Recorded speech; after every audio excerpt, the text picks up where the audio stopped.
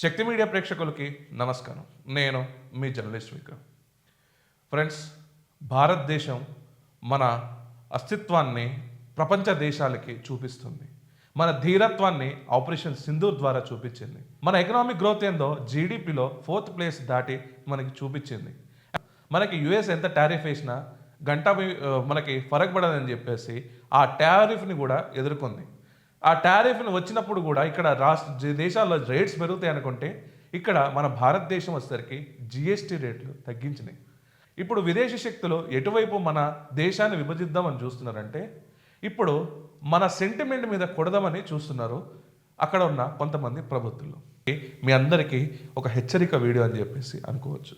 ఎందుకంటే ఫ్యూచర్లో జరిగేది ఇదే, ప్రజెంట్ జరుగుతుంది, ఇంకా ఫ్యూచరించని విధంగా ఇది ఉండబోతుంది. ఇది ఒక ఆకాశవాణి అనుకోండి, లేకుంటే యూట్యూబ్ వాణి అని అనుకోండి, ఇది మాత్రం క్లిస్టర్ క్లియర్గా మీకు అర్థమయ్యేలాగా మేము చెప్తాయి. వచ్చేసరికి మనకి సౌత్ రీజన్ వచ్చేసరికి ఫైర్ సింబల్లో, రెడ్ కలర్ సింబల్లో పెట్టాను. ఎందుకు అలా పెట్టాను అని అంటే ఇప్పుడు చూడండి ఫ్రెండ్స్, మనకి తెలంగాణలో వచ్చేసరికి ఇక్కడ మనకి మొన్న ఇష్యూ జరిగింది ఏంటి, Marwari go back. Second issue ఏంటి, మనకి ఇక్కడ జరిగింది బీసీ రిజర్వేషన్స్. అండ్ థర్డ్ ఇక్కడ ఇంకా జరిగిన మేజర్ ఇష్యూ ఏంటంటే కమ్యూనల్ ఇష్యూస్, మన టెంపుల్స్ని వ్యాండలైజ్ చేయడం. అండ్ 4th ఇష్యూ వచ్చేసరికి మళ్ళీ తెలంగాణ అండ్ ఆంధ్ర ఫైట్. ఈ 4 ముద్దాస్ వచ్చేసరికి తెలంగాణలో నడుస్తున్నాయి. అయితే ఇప్పుడు మనం ఫస్ట్ ముద్దా చూద్దాం. ఇక్కడ మార్వాడీస్ గో బ్యాక్ అన్నారు. ఇక్కడ మార్వాడీస్ గో బ్యాక్ అని చెప్పినప్పుడు ఇక్కడ దక్షిణాపాది విడదీయాలి అని చెప్పేసి ఒక ప్రోపగండాని స్టార్ట్ చేశారు. అంటే సౌత్ ఇండియా నుంచి డివైడ్ చేయాలనేసి చెప్పారు. ఇది ఎంతవరకు కరెక్ట్? ఇది భారతదేశం, అఖండ భారతదేశం ఎలా ఉంది, ఇప్పుడు ప్రజెంట్ భారతదేశం ఎలా ఉంది? ఇక్కడ చూసుకుంటే మనకి సౌత్ ఇండియా డివైడ్ చేద్దామని అంటే ఇక్కడ వీళ్ళ పదవుల కోసం అక్కడ ఒక ప్రధానమంత్రి అవ్వాలనే ఒక దుర్బుద్ధితో ఇక్కడ రాష్ట్రాలని దేశాల నుంచి విడదీయాలని చెప్పేసి అనుకుంటున్నారు. సో ఇక్కడ ఏదైతే ఉందో ఈ సౌత్ నార్త్ ఇష్యూ వచ్చేసరికి దీన్ని ముద్దాగా చేశారు, మార్వాడీస్ గో బ్యాక్ని. అయితే ఇక్కడ బీసీ రిజర్వేషన్లో ఏంటంటే ఇది క్యాస్ట్ వార్ లాగా అయింది. క్యాస్ట్ వార్ ఎందుకంటున్నా అంటే ఇక్కడ Reddy versus BC, OC versus బీసీగా ఇక్కడ అయింది. ఎందుకు అంటే ఇక్కడ బీసీ నేత ఎవరైతే తీర్మార్ మల్లన్న వచ్చేసరికి ఇక్కడ పదేగా రెడ్డి వర్గాన్ని తిట్టడం స్టార్ట్ చేశారు. అది ఎంత జుగుప్సకారంగా అంటే ఆఖరికి ఫీమేల్ లేడీస్ని కూడా, అంటే ఫీమేల్ పొలిటికల్ లీడర్స్ లైక్ కవిత గారిని కూడా ఓసీ సామాజిక వర్గం కాబట్టి వారు ఇష్టం ఉన్నట్టు మాట్లాడడం జరిగింది. దృష్టిలో ఏంది అంటే తనకి కోపం ఉండొచ్చు, కానీ ఇక్కడ ఆడిచ్చే వాళ్ళు వేరే వాళ్ళు, ఇక్కడ నెరేటివ్ ఇచ్చేవాళ్ళు వేరే వాళ్ళు. ఇక్కడ క్యాస్ట్ వార్ అనేది 100% మీకు కనబడుతుంది ఫ్రెండ్స్. కాబట్టి చూడండి యూట్యూబ్లో రెడ్డి వర్సెస్ బీసీ అనుకుంటా ఎన్ని వీడియోస్ మనం చూస్తున్నామో ఒక్కసారి చూడండి. సో ఇక్కడ ఓసీ వర్సెస్ బీసీ ఎన్ని వీడియోస్, ఒకరిని తిట్టుకుంటా ఒకరిని ఎంతమంది తిట్టారు. అసలు ఈ డిక్లరేషన్ అనేది బీసీ డిక్లరేషన్ చెప్పినట్టు ఇక్కడ కాంగ్రెస్ ప్రభుత్వం ఇచ్చుంటే ఇవన్నీ జరిగేది కాదు కదా. సో ఇక్కడ మనం ఏంటంటే ఫ్రెండ్స్ లాస్ట్కి ఇక్కడ క్యాస్ట్ వార్ లెక్క అవుతుంది తప్ప ఇక్కడ బీసీలకి ఏమైనా ఇప్పుడు తీర్మానం వల్ల ఇంత కొట్లాడండి ఏమైనా ప్రయోజనం అయిందా? 6% తగ్గించారు ఉన్న రిజర్వేషన్స్ నుంచి. ఇప్పుడు ఎవరికి న్యాయం జరిగింది? ఇక్కడ బీసీకి న్యాయం జరగలేదు, అక్కడ లబ్ధి చెందిందల్లా ఒకళ్ళు ఏంటంటే క్యాస్ట్ వార్ని ఇక్కడ తెలంగాణలో వచ్చేసరికి తీసుకురావడంలో వారు కొంచెం సక్సెస్ అయ్యారు. ఏంటంటే ఒక 50% సక్సెస్ అయ్యారు. కానీ ఎండ్ ఆఫ్ ది డే ఇక్కడ తెలంగాణ కల్చర్ క్యాస్ట్ వైజ్ కాదు, ఇక్కడ అన్నదమ్ముల బంధం కాబట్టి ఈ లీడర్స్ని మర్చిపోయి ఇక్కడ ప్రజలందరూ మళ్ళీ అన్యోన్యంగా ఇక్కడ ఉంటున్నారు. అండ్ దానికి నిదర్శనమే బీసీ రిజర్వేషన్ తగ్గినా కూడా ఇక్కడ సర్పంచ్ ఎలక్షన్ జరుగుతుంది. ఒక అబ్బాయి మాత్రం చనిపోయింది. దాని వెనకాల కూడా చాలా కాన్స్పిరెన్సీస్ ఉన్నాయనేసి అంటున్నారు. అది ఆ పరమాత్ముడికి వదిలేద్దాం అది. అండ్ ఇక్కడ ఉన్న దర్యాప్తు సంస్థలకు వదిలేద్దాం. ఇక్కడ వచ్చేసరికి మళ్ళీ కమ్యూనల్ వైలెన్స్ ఏంటంటే తెలంగాణలో ఇది మన వచ్చేసరికి క్యాపిటల్ స్టేట్లోనే జరుగుతుంది. ఓన్లీ హైదరాబాద్ ముద్దాగా జరుగుతుంది ఏ ఇష్యూ అయినా. అది ముత్యాలమ్మ గుడే కానివ్వండి, పెద్దమ్మ తల్లి టెంపులే కానివ్వండి, ఇంకే టెంపుల్ అయినా కానివ్వండి, ఓన్లీ హైదరాబాద్ వరకే జరుగుతుంది. తెలంగాణలో ఇంకెక్కడ జరగదు.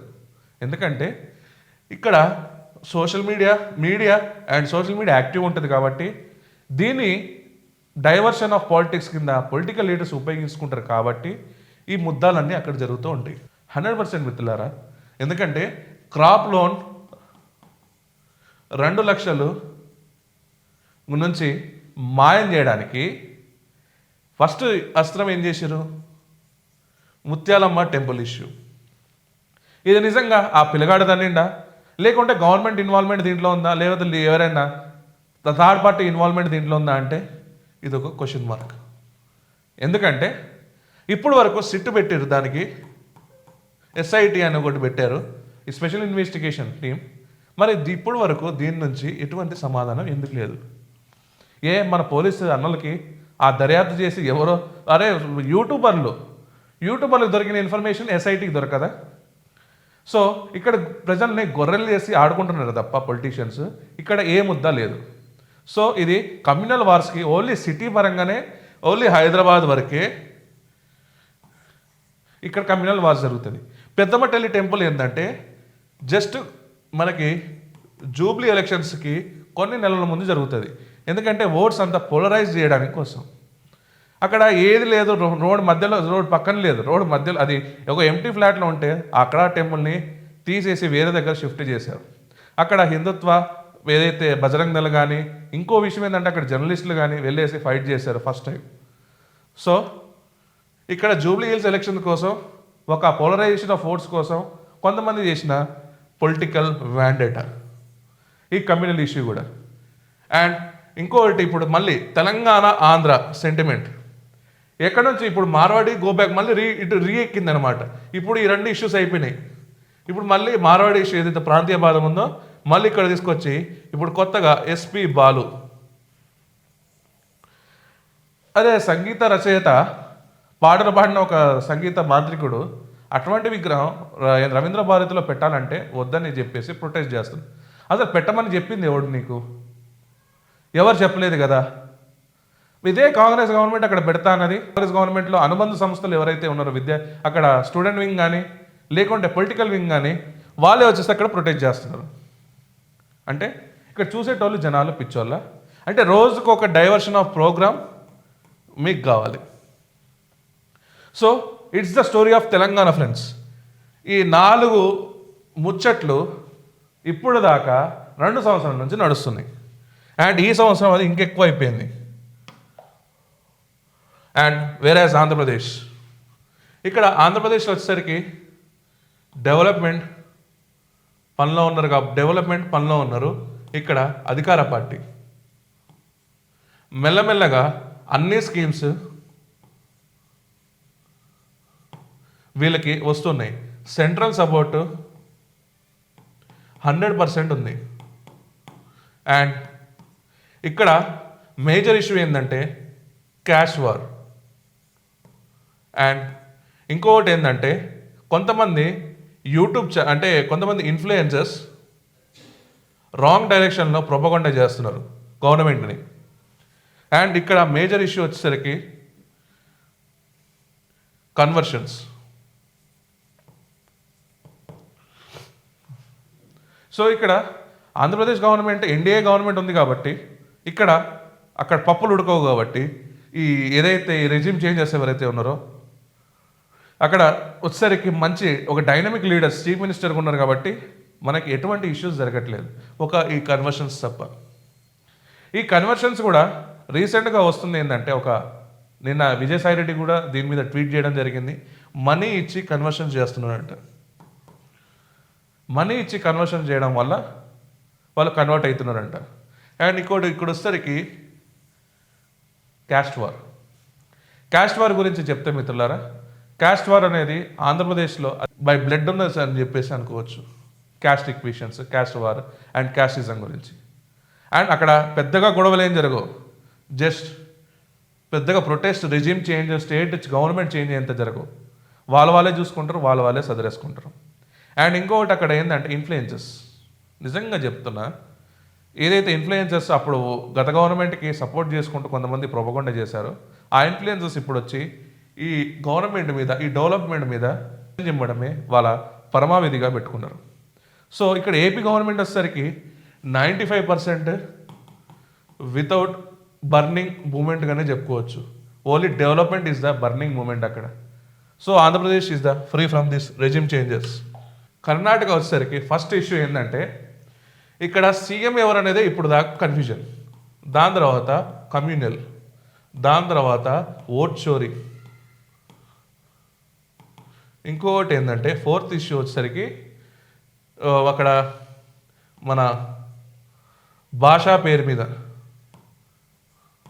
ఫిఫ్త్ వచ్చేసరికి ప్రాంతీయ అభిమానం మీద. ఇంకొకటి సిక్స్త్ వచ్చేసరికి ఫిలిం వార్స్. ఇప్పుడు ఇక్కడ సీఎం ఎవరు అనేది ఇప్పుడు కన్ఫ్యూజన్, ఎందుకంటే 2 years అయిపోయింది కదా అక్కడ. ఇక్కడ సీఎం చేంజ్ అవ్వాలి. ఇక్కడ సిద్ధరామయ్య సీఎం ఉంటాడా, లేకుంటే డీకే శివకుమార్ సీఎం ఉంటాడా అనేది ఒక క్వశ్చన్ మార్క్. అండ్ ఇక్కడ కమ్యూనల్ ఇష్యూస్ కూడా చాలా ఎక్కువ, ఎందుకంటే ఇక్కడ హిందుత్వాన్ని బ్లడ్ బాయిలింగ్ మూమెంట్స్ చాలా జరిగినాయి. సో ఇక్కడ కమ్యూనల్ ఇష్యూస్ కూడా చాలా ఎక్కువనే. అండ్ ఓట్ చోరీ. ఇక్కడ ఇదే రాష్ట్రంలో కాంగ్రెస్ గవర్నమెంట్ పరిపాలించినా కూడా ఆ రాగా వచ్చేసరికి, అంటే రాహుల్ గాంధీ వచ్చేసరికి ఇక్కడ కారు కూతురు కూస్తూ ఉంటాడు, ఓట్ చోరీ ఇక్కడ జరిగింది, కర్ణాటకలో ఓట్ చోరీ జరిగిందని. అండ్ ఇక్కడ భాషా పేరిట ఇక్కడ తమిళనాడు తెలుగు వర్సెస్ కన్నడ దగ్గాఫోర్ వార్ జరుగుతుంది. ఇక్కడ భాషా పేరిట ప్రాంతీయ భేదం. ఇక్కడ తెలుగు మూవీలు కానీ తమిళ మూవీస్ కానీ వస్తే ఇక్కడ సినిమాటిక్ హీరోస్ ఎవరైతే ఉన్నారో ఆ హీరోల గురించి కొట్టుకోసావడం జరుగుతుంది. అండ్ ఇక్కడ వచ్చేసరికి మనకి అదే ఫిలిం వార్డ్స్ అయిపోయింది. అండ్ డెవలప్మెంట్ అనేది ఇక్కడ కుంటి కాలం మీద నడుస్తుంది అనేసి చెప్పుకోవచ్చు. అండ్ మేజర్ ఇష్యూ కూడా ధర్మస్థల ఇష్యూ కూడా అక్కడ జరిగింది, అది ఫేక్ అని ప్రూవ్ అయింది. ఈ రెజ్యూమ్ చేంజ్ ఏదైతే ఉందో ఆ రెజ్యూమ్ చేంజర్ వచ్చేసరికి మొత్తం డీలా పడింది అనేసి మనం చెప్పుకోవచ్చు. అండ్ నిజంగా 100%గా మనం చెప్పుకోవాలంటే మిత్రులారా, పెరియార్ కల్చర్ మెల్లగా కన్నడ గవర్నమెంట్ మీద ఎఫెక్ట్ అయ్యే ఛాన్స్ ఉంది. ఇది 100%. ఇది రాబోయే రోజుల్లో మీరే చూస్తారు. అండ్ తమిళనాడు, ఇక్కడ ఎవరైతే రెజ్యూమ్ చేంజర్సే మనకి ఎక్కడైనా వేరే స్టేట్లో చూస్తే కమ్యూనల్ వార్స్ జరుగుతూ ఉంటాయి, కానీ ఇక్కడ గవర్నమెంట్ లీడర్సే అంటే గవర్నమెంట్లో ఉన్న లీడర్సే కమ్యూనల్ వార్ చేయడానికి, హిందుత్వం మీద, సనాతన ధర్మం మీద వీళ్ళు విషం చిమ్ముతూ ఉంటారు. అండ్ సెకండ్ భాష, same issue. And third issue వచ్చేసరికి ఇక్కడ ప్రాంతీయ భేదం. అండ్ ఫోర్త్ ఇష్యూ వచ్చేసరికి ఇక్కడ మనకి రెజ్యూమ్ చేంజ్, పెరియార్ సిద్ధాంతం మెయిన్. అండ్ ఫిఫ్త్ వచ్చేసరికి ఇక్కడ మనకి సనాతన ధర్మంతో పాటు ఇక్కడ దేవుళ్ళని కూడా, అంటే అక్కడ పళని టెంపుల్స్ కానీ, ఇంకా మన మీనాక్షి అమ్మవారి టెంపుల్స్ని కానీ మొత్తం కుంటి చేస్తున్నారు వీళ్ళంతా. ఫ్రెండ్స్, నిజంగా తమిళనాడులో అసలు ప్రదేశానికి ఏం దౌర్భాగ్యమో ఏందో కానీ, తమిళనాడులో ఉన్న దేవీ దేవతలు, అక్కడికున్న టెంపుల్స్ ఒక స్ట్రక్చర్ కానీ, చిదంబరం కానీ, ఇవన్నీ కానీ ఎంత బాగుంటాయి ఫ్రెండ్స్.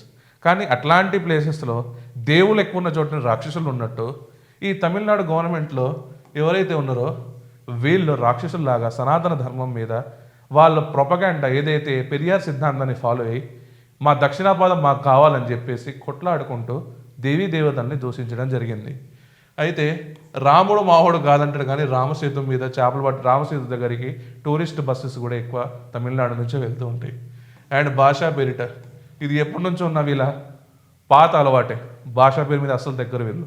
ఇక్కడ ఎప్పుడు ఆ రెజ్యూమ్ చేంజ్ ఉంటూనే ఉంటుంది. అండ్ ప్రాంతీయ భేదం 100% ఇది. ఈ ప్రాంతీయ భేదం ఇంటర్నల్ స్టేట్స్ కాదు, ఇది ఇండియా నుంచే డివైడ్ అయిపోవాలనుకుంటుంది. ఎస్, తమిళనాడు వచ్చేసరికి ఇండియా నుంచి డివైడ్ అయిపోదామని చూస్తుంది. అండ్ పెరియార్ కల్చర్, అబ్బా ఇది టాక్సిక్ అంటే నెంబర్ 1 టాక్సిక్ ఇది. ఈ టాక్సిక్ వల్లనే ఈ ప్రాంతీయ భేదం, ఈ భాషా భేదం అండ్ ఈ కమ్యూనల్. అండ్ అక్కడ ఉన్న ఎస్సీ ఎస్టీ బీసీకి ఏమైనా న్యాయం జరుగుతుందా అంటే మళ్ళీ వాళ్ళకి అక్కడ న్యాయం కూడా జరగదు. సో ఈ పెరియార్ సిద్ధాంతం కూడా ఫెయిల్యూరే. అండ్ అక్కడ వచ్చేసరికి దక్షిణ పాదం, ఇందాక నేను చెప్పిన దక్షిణ పాదం విడదీయాలని చెప్పేసి 100% ఇది తమిళనాడులో వైరస్ వచ్చేసరికి తెలంగాణ వాడికి, ఆంధ్ర వాడికి అండ్ కన్నడ వాడికి, కేరళ వాడికి అన్నిటికీ పాస్ చేస్తున్నారు వీళ్ళు. ఏక్ బిహారీ సౌ బీమారీ అన్నట్టు ఏక్ తమిళియన్ బనేగా సౌ పెరియన్స్ అని అనేసి మనం చెప్పుకోవచ్చు. ఇప్పుడు పెరియర్ సిద్ధాంతాన్ని రుద్దుతున్నది ఇక్కడ అన్ని రాష్ట్రాలకి.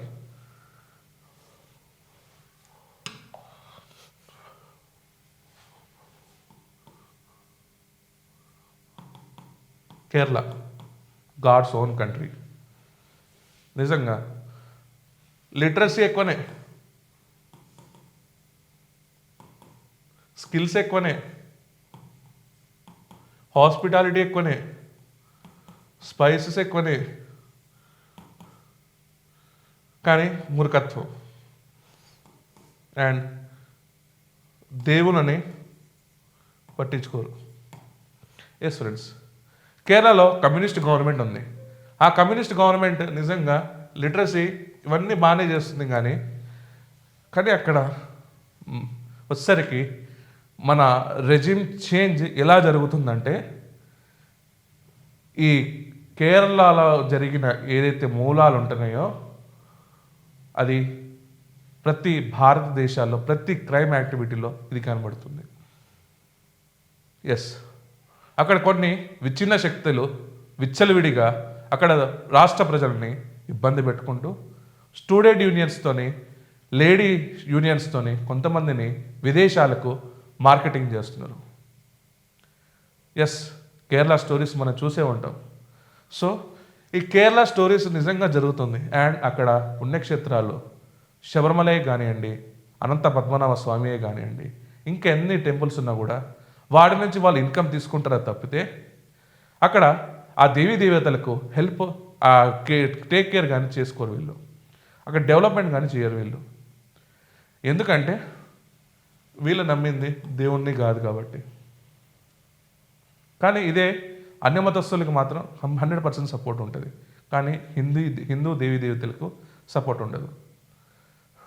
ఇది కేరళ వచ్చేసరికి ఈ రకంగా మ్యానిపులేషన్ అన్నీ ఉన్న అల్లు నోట్ల శనన్నట్టు వీళ్ళకి అన్ని సకల సౌపద్య మొత్తం అక్కడ అన్నీ ఉన్నాయి. వీళ్ళకి కోస్టల్ లైన్ ఉంది, లాంగెస్ట్ కోస్టల్ లైన్ ఉంది, అన్నీ ఉన్నా కూడా వీరికి ఆ మైండ్ సెట్ అనేది బాగాలేదు కాబట్టి ఇంకేం చేయలేము వాళ్ళని. సో అక్కడ ఎంతమంది రక్త కన్నీరు కారుస్తున్నారో మన హిందువులు ఒక్కసారి ఆలోచించండి.